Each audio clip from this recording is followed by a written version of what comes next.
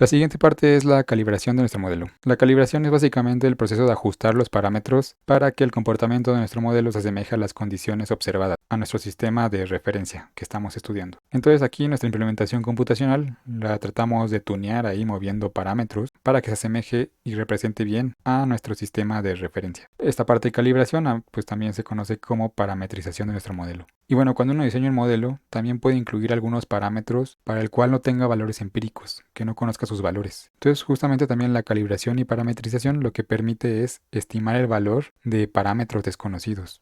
Por ejemplo, si yo creo un modelo donde yo defino un parámetro que es el porcentaje de pesadillas que tienen los perros, pues ese es un dato que está muy difícil de obtener empíricamente. Sin embargo, yo a través de un proceso de calibración, de parametrización, podría estimar cuál es el valor de ese parámetro. Así yo me estaría basando en otra cosa que sí podría observar de mi modelo, por ejemplo, qué tan activos están los perros, y así estimar ese otro parámetro que yo desconocía. La calibración puede ser de dos maneras, cualitativa o cuantitativa. La cualitativa es la idea de que uno busca parámetros que se vean bien. Y muchas veces pues no podemos hacer mucho más que eso. Muchas veces no tenemos mucha certeza de nuestro sistema ni muchos datos para calibrarlo. Entonces nuestro criterio para darle valores a los parámetros es eso, que se vea bien el comportamiento de nuestro modelo. Y también esto depende de nuestro objetivo. Si nuestro modelo, su objetivo no es predecir con exactitud ciertas cosas, pues entonces quizá con que tengamos un modelo que se vea bien y que intuitivamente pues uno ve que el comportamiento más o menos sí concuerda con la realidad, pues con eso es suficiente. Sin embargo, a veces sí queremos un modelo que se asemeje más a la realidad y queremos parametrizarlo de manera más rigurosa, entonces ahí entra la calibración cuantitativa, donde ya buscamos los valores específicos de los parámetros que nos generen el menor error posible entre nuestro modelo y el fenómeno de referencia que tenemos.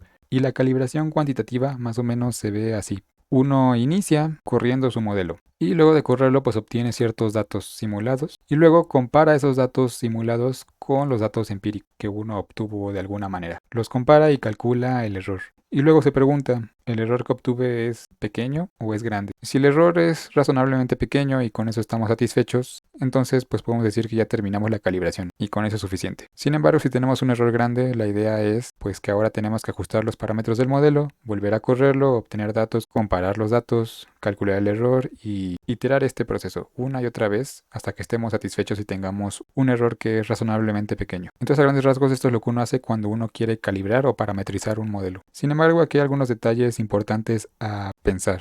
Por ejemplo, ¿cómo ajustamos los parámetros del modelo? ¿Cómo seleccionamos qué parámetros vamos a explorar?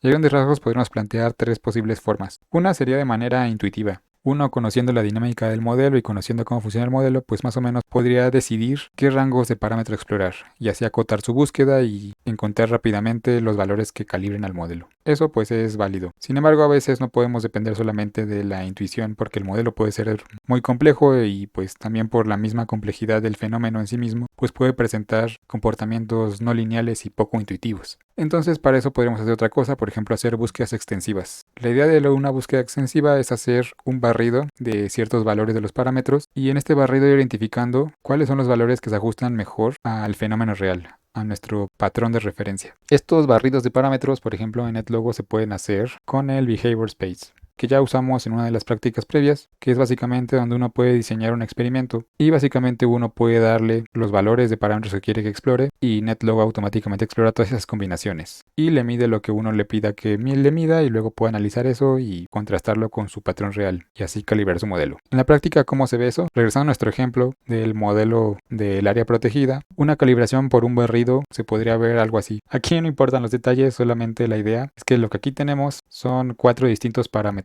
Algunos están en las columnas, otros en las filas, otro en el eje de las X y pues así. Pero tenemos 4 parámetros y en esta exploración se exploraron 5 valores para el primero, 5 para el segundo, 3 para el tercero y 3 para el cuarto. Y se hicieron 100 corridas para cada combinación posible de parámetros. Entonces al final se hicieron 22.500 corridas. Entonces cada una de estas barritas dentro de estos paneles representa las 100 corridas de una combinación de parámetros. Y los datos empíricos que se utilizaron como criterio para calibrar el modelo son los que están representados por esa línea roja. Entonces la idea de la calibración extensiva es dentro de toda esta universo de parámetros, de combinaciones de parámetros explorados, ubicar los que mejor reproducen esos datos empíricos. Que en este caso, en este panelito tenemos esa combinación específica de parámetros que se aproximaba relativamente bien a los datos empíricos. Entonces todos los análisis que le siguieron a esta parametrización se hicieron usando la combinación de parámetros que representaba este caso específico. Otra cosa relacionada a hacer barridos extensivos de nuestros parámetros es evaluar qué tan robusto es nuestro modelo.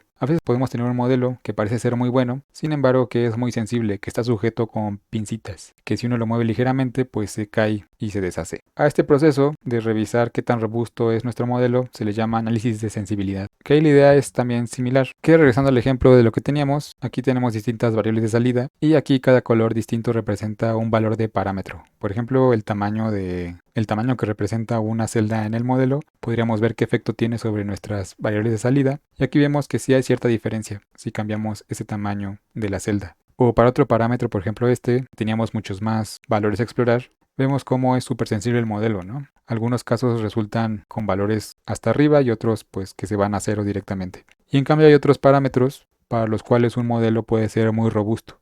Por ejemplo aquí pues todos los valores que exploramos generan básicamente lo mismo. Entonces este análisis de sensibilidad nos permite identificar para qué parámetro nuestro modelo es muy sensible y para cuáles no es sensible. Para los que no es sensible también nos puede decir quizá ese parámetro que estás considerando no es relevante para tu modelo y lo puedes eliminar. Entonces este análisis de sensibilidad nos da esos elementos, nos ayuda a entender qué tan robusto o qué tanta incertidumbre hay en nuestros resultados. Sin embargo, hay un problema con la calibración extensiva, con esta búsqueda extensiva de parámetros. Por ejemplo, si yo tengo un modelo determinista que no tiene ningún factor aleatorio y tengo un solo parámetro y tengo 10 posibles valores para ese parámetro, entonces con 10 exploraciones sería suficiente para poder calibrar mi modelo. Yo dentro de esas 10 exploraciones encontraría la mejor y listo. Sin embargo, si yo tengo un modelo al que le meto cierta aleatoriedad, que es estocástico, entonces ya ahí tendría que hacer más simulaciones por cada tratamiento. Por ejemplo, hacer al menos unas 30 simulaciones para poder promediarlas y tener más certeza sobre mis resultados. Entonces en ese caso, ahora yo tendría que hacer, por ejemplo, unas 300 exploraciones. Si yo tuviera dos parámetros, cada uno con 10 valores y mi modelo es determinista, no tiene ningún factor aleatorio,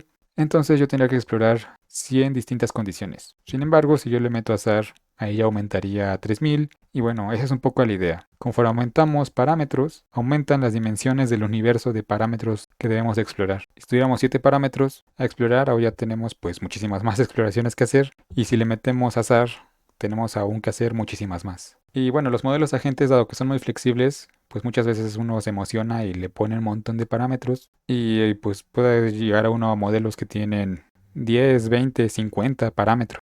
Entonces esto se hace inmanejable.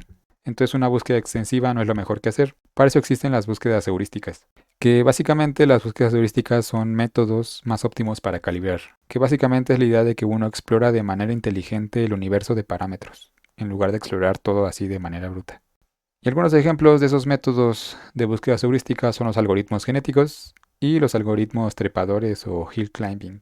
Que la idea de estos algoritmos es que uno tiene, por ejemplo, un espacio de parámetros. Por ejemplo, aquí en este plano podríamos tener dos posibles parámetros. Y en estos métodos lo que uno hace es definir una función objetivo a optimizar.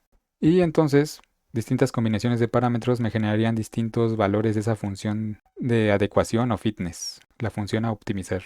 Y esto se vería como un paisaje donde tengo ciertas cimas y ciertos valles, donde, bueno, los puntos altos de este paisaje representarían sitios con un fitness alto, donde mi función se está optimizando, mientras que los valles representarían zonas pues con mala adecuación, que no optimizan mi función. Y pues yo lo que buscaría es llegar a la cima, a la combinación de parámetros que me optimiza mi función. Entonces en lugar de yo buscar de manera bruta todas las combinaciones posibles, lo que puedo hacer es aplicar estos algoritmos, que por ejemplo la idea de los algoritmos trepadores es que uno inicia con algunas condiciones, hace exploraciones, uno explora pequeños cambios alrededor de esas condiciones e identifica en qué sentido debería mover ese parámetro o esa combinación de parámetros para ir escalando esas cimas, esas montañitas. Y entonces yo podría identificar, por ejemplo, que tengo que moverme para acá y ahí ejecutar otra simulación y podría llegar cada vez a valores más altos de fitness. En algunos casos yo me podría, por ejemplo, estancar, llegar a un punto donde ya no subo más, lo cual podría hacer que llegue ya al óptimo o podría hacer que me quede ahí atorado. Entonces para continuar la búsqueda, por ejemplo, uno iniciaría un nuevo punto y uno repetiría lo mismo y empezaría a explorar hasta tratar de trepar y uno trataría de encontrar la combinación de parámetros que me lleva hacia las cimas. Por otro lado, los algoritmos genéticos están inspirados en el proceso de selección natural que siguen los seres vivos en la evolución. La idea es que uno tiene una población, por ejemplo, de valores de parámetros y después de simular, pues uno calcula cuál es el fitness. Tuve de esos parámetros. Eso quiere decir, por ejemplo, que con mi modelo, cuando yo le metí 10 como parámetro, obtuve un fitness de 3, que fue el máximo entre todos los posibles valores que exploré. Y luego, a partir de eso, yo selecciono a los que mejor se desempeñaron. En este caso, este 10 se desempeñó bien y el 15 se desempeñó bien, entonces yo lo selecciono. Estos se podrían, por ejemplo, reproducir. Y luego yo podría aplicar algunas funciones inspiradas también en procesos biológicos, por ejemplo, la mutación. Que la mutación es un proceso al azar que nos genera cambios entre progenitor y descendencia. Por ejemplo, aquí podría haber una mutación y cambiarme este valor de 10 a un 11. Y yo podría aplicar también otras funciones inspiradas en procesos biológicos como la recombinación, que es la idea de que el material genético de dos padres se combina en los hijos. Entonces, tomando esa misma idea, yo podría combinar algunas de esas posibles soluciones que yo tengo y generar nueva descendencia que mezcla esas dos. Y luego este nuevo conjunto de valores representaría mi nueva población, a la que yo le tendría que aplicar otra vez este proceso de selección, mutación, recombinación y así, como una población biológica. Esto más o menos se vería así. Uno tendría su población que estaría moviéndose por ahí, escalando ese paisaje, buscando llegar a las cimas. Y así optimizar nuestra función y encontrar los valores que calibran a nuestro modelo. Esa es un poco la idea de la búsqueda heurística. Y bueno, aquí nada más para que sepan, NetLogo tiene una aplicación extra que viene por defecto en su instalación de un programa que se llama Behavior Search, que básicamente nos ayuda a hacer ese tipo de exploraciones con búsquedas heurísticas. Entonces uno puede calibrar su modelo utilizando algoritmos genéticos u otros algoritmos de búsqueda heurística de una manera pues más eficiente que haciendo la búsqueda bruta con el Behavior Search. Entonces ahí si quieren saber más, busquen Behavior Search, que posiblemente con su instalación en NetLogo se les instaló también este programa.